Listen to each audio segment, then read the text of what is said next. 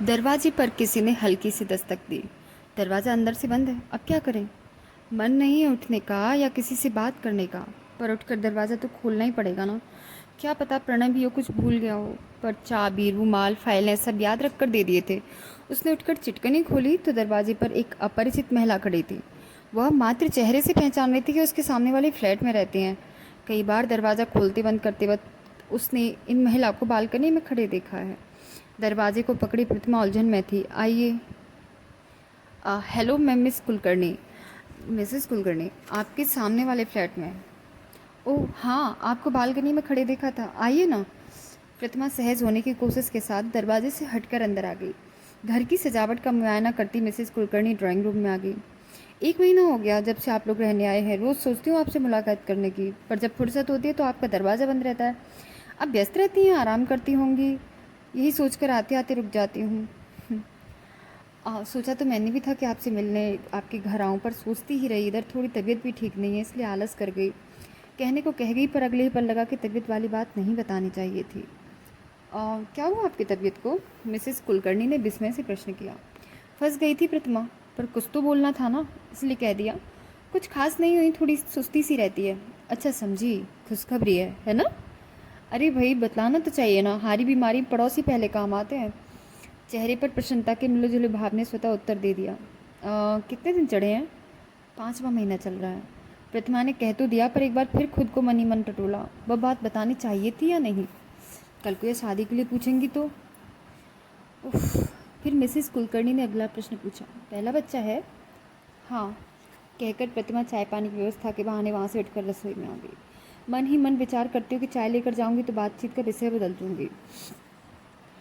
चाय की ट्रे लेकर लौटी तो देखा मिसेस कुलकर्णी कॉर्नर टेबल पर रखी उसकी और प्रणव की तस्वीर देख रही हैं। उसे देख उत्साह से पूछ बैठी, ये फ़ोटो आपके हनीमून की होगी है ना? बहुत सुंदर आई है, कहाँ गए थे? जी ये फ़ोटो सिंगापुर की है। हम यूं ही घूमने गए थे, कह तो दिया उसने, पर हनीमून और डेटिंग का फ़र्क आज से एकदम सामने आकर खड़ा हो गया।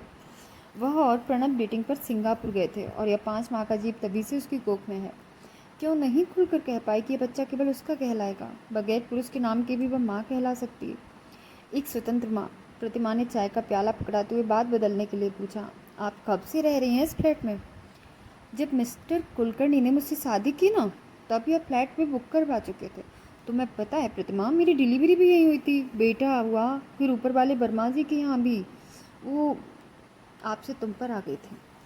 ओह अच्छा। प्रतिमा मुस्कुराने लगी। तुम लोगों ने फ्लैट खरीदा या किराए पर लिया है? अभी तो किराए पर लिया है आंटी। दरअसल हमारा फ्लैट जुहू में है, फर्स्ट फ्लोर पर प्रणव के मम्मी डैडी का और 9th फ्लोर पर मेरी मम्मी का। एक ही बिल्डिंग में ससुराल और मायका है। फिर जुहू छोड़कर इधर अंधेरी में फ्लैट क्यों लिया? प्रेगनेंसी में घर के लोग तो होने चाहिए ना। अब बस यूं ही प्रणव ने फ्लैट ले लिया तो आ गए। एक और झूठ बोलना पड़ा, पर कब तक?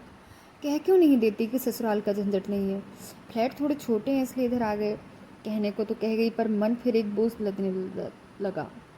सास ससुर, घर ससुराल, ये सारे शब्द कितने वजनदार होते हैं क्या? क्यों लग रहा है जैसे वह चोरी करते पकड़ी जा रही है? ये रिश्ते क्या उसके जीवन में है? रिश्तों के बंधन ही तो उसे पसंद नहीं थे। तो क्या रिश्तों के नाम जीवन में इतना मायने रखते हैं? अगर नहीं रखते तो क्यों मन डर रहा है उसे इस प्रश्नों के जवाब देने से? माँ से झूठ बोलकर वह प्रणव के साथ सिंगापुर गई थी एनसीसी कैंप के बहाने। दिन और रात की डेटिंग थी वह। चांद जब होटल की खिड़की से आधी रात को झांकता तो पाता प्रतिमा और प्रणव परम तृप्त बेसुध एक दूसरे पर समर्पित नींद में होते। किसी लम्हे का फुल 5वां महीना बन गया है। चाय का प्याला रखते हुए मिसेस कुलकर्णी ने वही सवाल भी पूछ लिया जिससे प्रतिमा बचना चाहती थी। कितने साल हुए शादी को? चेहरा सफ़ेद पड़ गया प्रतिमा का। जवाब न देना पड़े इसलिए बात को अनसुना करते हुए उठने लगी। जस्ट मिनट, शायद दूध की पतीली गैस पर रख कर आई हूँ, लेट मी चेक। दूध गैस पर था ही नहीं, प्रश्न को टालना था इसलिए उठी थी। सहज होने के लिए थोड़ा समय चाहिए था। और टॉयलेट में चली गई। वॉश बेसिन के नल को खोल पानी के छींटे मुंह पर मारे। नैपकिन से चेहरा थपथपाती बाहर आई। उसका चेहरा देख मिसेस कुलकर्णी ने सहस्त्र स्त्रीत्व भाव से पूछा, प्रतिमा तुम्हें घबराहट हो रही है क्या? ऐसे समय में नींबू पानी, नारंगी की गोली, दूध, ग्लूकोज आदि लेते रहो ना। हाँ लेती हूँ ना, पर इस वक्त रोज़ ही मुझे उबकाई आती है। After that I feel uncomfortable and feel like sleeping. Okay, I will leave now. जब तुम्हें अच्छा लगे तब आ जाया करना मेरे पास। अकेली परेशान नहीं होना। हाँ, सबके साथ होता है ऐसा। पति ऑफिस चले जाते हैं, बड़ा अकेलापन लगता है। ऐसे में पास पड़ोसी काम आते हैं, समय भी कट जाता है और दूसरों के अनुभव बड़े काम आते हैं पहली डिलीवरी में। अब प्रतिमा ने सोफे पर सिर टिका लिया। स्पष्ट था कि वह बातचीत करने के मूड में नहीं है। हम मिसेस कुलकर्णी उठकर चली गई और जाते जाते बोली, कुछ अच्छा खाने का मन करे तो बता देना, समझी? भूखे नहीं रहना, पति का रास्ता नहीं देखना खाना खाने के लिए, जब मन करे खा लिया करो। अच्छा मैं चलती हूँ। मजाक मजाक की बात थी, लेकिन प्रतिमा बहुत गहरे तले में चली गई। माँ ने कितना समझाया था, शादी कर ले प्रणव से, फिर जो जी चाहे कर, बिना ब्याह के साथ रहने का चलन हमारे देश में नहीं है। प्रतिमा कितनी आसानी से भाषण झाड़ दिया था अपनी माँ और प्रणव की मम्मी के आगे। क्या फ़र्क पड़ेगा शादी से, मुझे और प्रणव को साथ रहना है, हम एक दूसरे से प्यार करते हैं तो फिर हुआ ना हमारा प्यार का रिश्ता। दोनों परिवारों को यह रिश्ता मंजूर नहीं था, इसीलिए प्रतिमा और प्रणव दोनों ही घर से बेदखल कर दिए गए। अब शादी के बिना फ्लैट किराए पर कहाँ मिलता है, तो वो प्रणव की दोस्त सुधीर ने फ्लैट देने के लिए हाँ कर दी थी, इसलिए साथ रहने का बंदोबस्त हो गया।